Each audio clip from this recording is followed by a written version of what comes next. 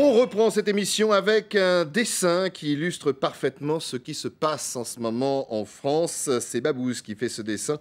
Comment expliquer le vote FN? Vous avez un couple caricaturé bien évidemment avec un chien et l'homme dit « Avant on nous méprisait parce qu'on était des gros beaufs, des fachos avec des idées racistes et réacs ». Sa femme répond « Oui mais depuis qu'on vote FN on est respecté parce qu'on est des pauvres électeurs égarés, victimes de la dureté de la vie ». J'ai l'impression, Anna, que tout est dit à travers ce dessin. Mais tout est dit, c'est absolument génial. C'est un éditorial. Toute la thématique est là.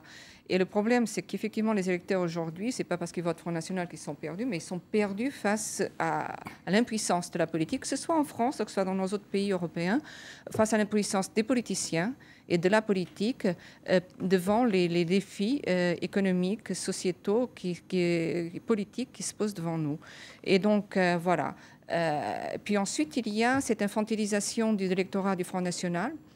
Donc, s'ils votent pour le Front National, il faut soit les arracher des griffes comme des enfants en danger, soit les considérer comme des pauvres gens égarés. Mais non, les gens vont derrière le Front National en France, comme ils vont derrière Beppe Grillo en Italie, comme vont derrière les partis qui leur promettent des solutions et peut-être une issue, là où ils n'en voient aucune. Et je pense que les politiciens ne connaissent pas le quotidien, l'angoisse qui sert vraiment l'estomac des citoyens de ces pays en Europe. Voilà le résultat. En revanche, les autres électeurs voient, et même ceux d'ailleurs du Front National, un spectacle, le spectacle de nos politiques bien évidemment. Panique générale, on l'a dit bien évidemment, il faut trouver des solutions, toutes les solutions, des petites phrases également. On va commencer par celle-là.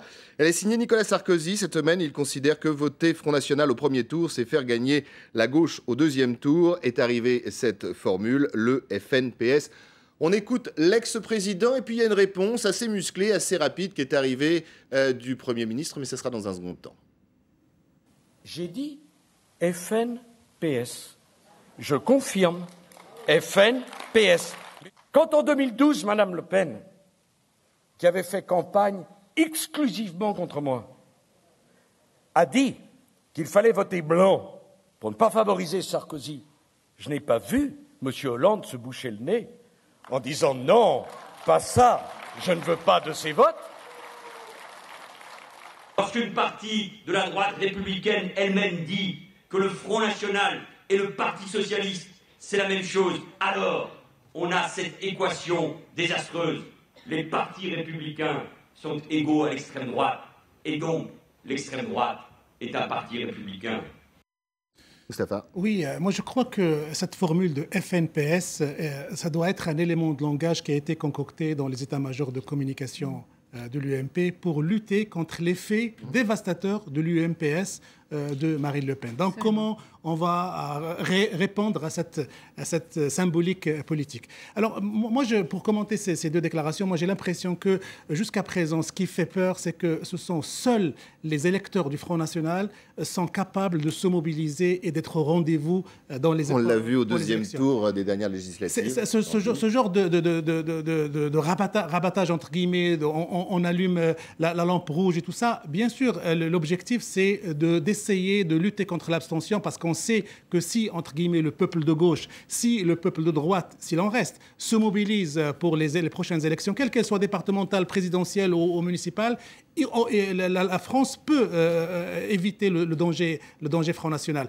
Mais la question de ça, c'est celle-là, est de savoir est-ce que ces partis-là, l'UMP de Sarkozy ou le PS de Hollande et Valls, sont capables de mobiliser les gens, sont capables de séduire et de convaincre les gens d'aller voter. Toute la question, elle est là. Et j'imagine que toutes les déclarations qui vont avoir lieu sur le Front National vont avoir cette idée, aller voter pour faire barrage au Front National. Oui, mais j'ai envie de dire, aller voter, pourquoi? Parce qu'il n'y a pas de débat de fond.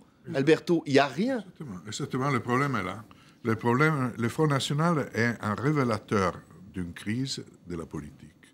Le Front National en soi, et je vous prie de croire que je passe tous les balles possibles du Front National, mais le Front National en soi, un phénomène, n'est pas la cause de la crise de la politique, et la conséquence de la crise de la politique. Alors, si on veut résoudre les problèmes, il faut partir de la crise de la politique. Les partis républicains doivent arrêter d'utiliser le Front National comme instrument pour se disputer entre eux. Parce que ce système fait seulement le jeu du Front National, comme on voit depuis des dizaines et des dizaines d'années. Et moi, j'ai la peur, hein, vraiment j'ai peur, que dans les quartiers généraux de deux grands partis républicains, on pense que malgré tout, l'idéal pour gagner la prochaine élection présidentielle serait d'avoir comme adversaire Marine Le Pen et pas l'autre chef de l'autre. On a l'impression qu'ils ont joué avec des explosifs et que tout d'un coup, c'est prêt à leur péter à la figure. Solveig. Oui, exactement. Et tout en faisant cela, en fait, ils permettent justement Marine Le Pen de ne pas parler de sa politique. Presque jamais ils vont dire oui, le Front National fait ça, vous voyez bien, sortir de l'euro, ça sert à rien. Jamais t'entends quelqu'un, enfin rarement t'entends quelqu'un qui essaie d'expliquer. Non, on reste sur la polémique et les petites phrases. Et ça fait, comme on l'a vu tout à l'heure, ça fait que Marine Le Pen, en fait, elle peut faire un discours politique en parlant des autres. En disant, nous, on se fait agresser, on se fait attaquer, nous sommes les victimes, comme elle a fait pour le marche du 11 janvier. Donc, à chaque fois, elle peut se mettre dans le coin. En fait, elle n'a pas besoin, elle pourrait facilement, en fait, présenter sa politique aussi. Et comme ça, je pense que ça joue sur elle et sur ses électeurs, parce qu'ils sont déjà marginalisés. Donc, du coup, l'identification est géniale.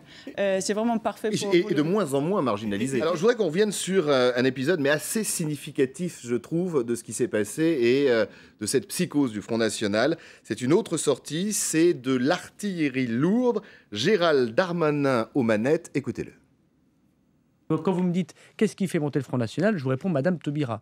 Si vous pensez que Madame Taubira n'est pas un tract ambulant pour le Front National mis en avant par François Hollande, c'est que je pense qu'on n'a pas compris le cynisme du Parti socialiste.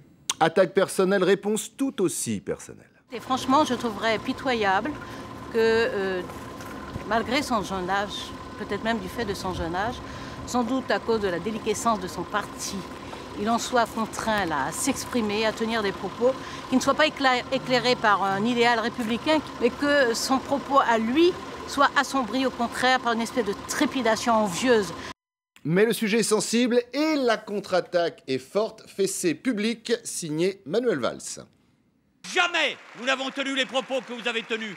Jamais nous n'avons assimilé un garde des Sceaux qui a une fonction particulière dans un gouvernement. Alors je vous le dis, monsieur Darmanin, les yeux dans les yeux, ça n'est ni la jeunesse, ni la campagne électorale, ni le combat politique qui doivent vous permettre de tenir de tels propos et nous ne le permettrons jamais.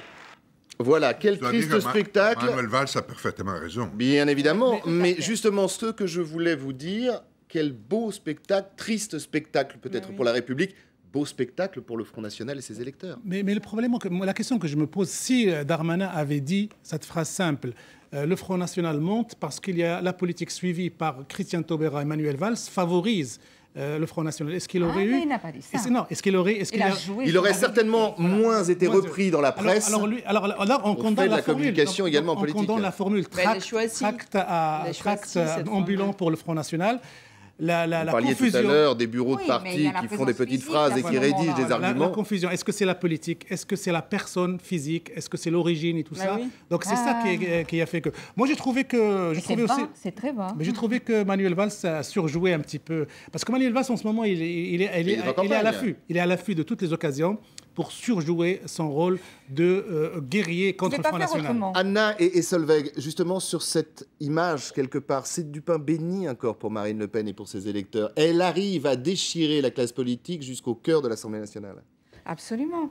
Absolument. Et puis en plus, elle laisse à un élu d'un parti représenté au Parlement, et un parti potentiellement de gouvernement, laisse le soin de porter les attaques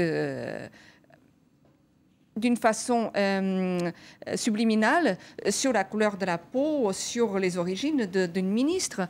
Donc c'est ça qui était choquant, et d'où la colère. Peut-être c'était une colère très ibérique de la part de Manuel Valls, mais je m'y reconnais, je peux le reconnaître dans le coin du monde d'où je viens, mais elle était parfaitement justifiée. Il ne pouvait pas ne pas faire autrement. Donc, Alberto et Solveig, vous disiez justement que Manuel Valls avait totalement raison. C'était parfait, il fallait donner une réponse dure. Vous savez, par contre, dans la polémique avec Darmanin, qui était inqualifiable, à mon sens, dans ses propos, Madame Taubira aurait pu laisser tomber. Ces propos, c'est qualifié et c'est disqualifié. Mais on a quand même l'impression, et ça sera dans notre dernière minute, que tous les politiques classiques, leaders même de partis politiques en ce moment, dans ce moment de panique totale, tombent dans tous les pièges où il ne faudrait justement pas tomber? Juste pour dire, je pense aussi que ce jeune député UMP, il a quand même aussi, il essaye de faire le jeu du Front National, alors qu'il ne peut jamais être plus Front National que le Front National. Ça serait bien qu'il le comprenne déjà. On ne peut pas être plus, on peut dire, raciste, peut-être que le Front National. Si on veut le vrai truc, on va voter Front National et pas UMP déjà.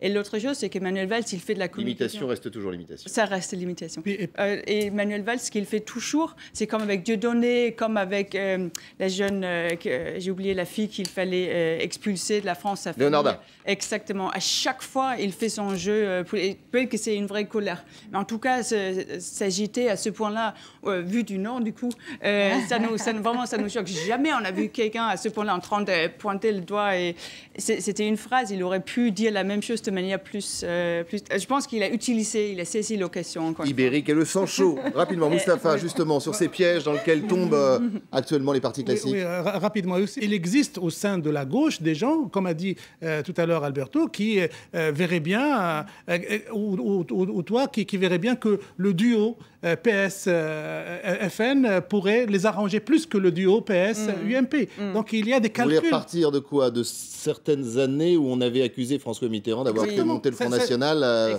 pour battre la droite? Cette idée-là existe et elle est là avec sa dynamique, avec sa logique. Bien sûr, si demain François Hollande se retrouve avec Marine Le Pen, gageant que François Hollande a beaucoup plus de chance avec Marine Le Pen. Jacques Chirac, effectivement. Et tout le monde joue aux apprentis sorciers avec le Front National et tout le monde panique au moindre mouvement de gonflement. À jouer avec le feu, on finit par se brûler. C'est ce qu'on apprend aux enfants. Tiens, gardez la parole, Anna Navarro-Pedro. Je crois qu'il y a du coup de gueule dans l'air.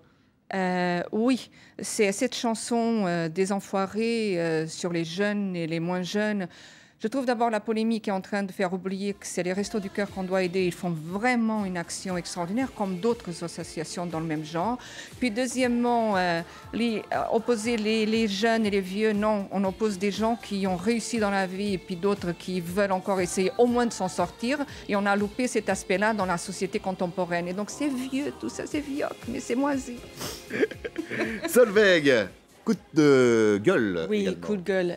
Moi, je pense que encore une fois, avec Dieudonné, c'est presque comme Marine Le Pen. On leur donne trop d'attention à chaque fois en les accusant en parlant d'eux. Et Dieudonné, donc on a interdit son spectacle en DVD. Déjà, son spectacle lui-même était interdit. Donc là, cette semaine aussi, son DVD, il ne peut pas être vendu. Moi, je pense déjà le fait de vouloir interdire. Bon, ça c'est le truc de double mesure toujours en France sur la liberté d'expression, mais en interdisant un DVD, je pense qu'on est allé trop loin. On a encore rajouté à son statut de martyr. Merci beaucoup. On passe au bleu quand même, grâce à ces messieurs. Mustapha. Oui, moi, cette semaine, une agréable surprise, c'est le retour de Jean-Louis Borloo. Moi, quand j'avais appris il y a quelque temps qu'il était malade, qu'il s'est retiré de la vie politique, moi, j'ai cru que, voilà, une personnalité qui sort du radar et qui va prendre sa retraite. Et puis, tout d'un coup, je le vois dans une interview le matin sur Europe 1, le soir sur TF1. Le bonhomme pète le feu et pète la dynamique. Il y a une telle passion, une telle manière de parler du sujet qu'il est venu évoquer, à savoir l'électrification et l'énergie en Afrique, que je me dis, mais pourquoi il a quitté la scène politique? Un homme comme ça, on en aurait besoin en ce moment. Et là, apparemment, il a trouvé d'autres missions. Mais peut-être qu'il s'est ressourcé auprès de vieux sages africains et que justement... cette politique-là qu'il défend aujourd'hui fait du bien par rapport à l'autre dont on parlait tout à l'heure. On reste dans le bleu, Alberto, avec vous? Oui, à l'exposition universelle à Paris en 2025. J'arrive de Milan, j'ai vu à quel point la ville a changé, de toute façon est en train de changer, dans la perspective de l'exposition universelle qui commence à Milan le prochain mois de mai. C'est une excellente initiative pour Paris, donc que Paris abandonne, à mon avis, l'idée des Jeux Olympiques et qu'elle se lance avec toutes ses énergies et avec les Parisiens originaires d'autres pays européens et non européens, qu'elle se lance sur le projet de l'exposition universelle de 2025. Merci beaucoup, Alberto Toscano. Merci à vous quatre, merci à vous de nous regarder. On se retrouve très vite sur la chaîne Info. Excellent week-end.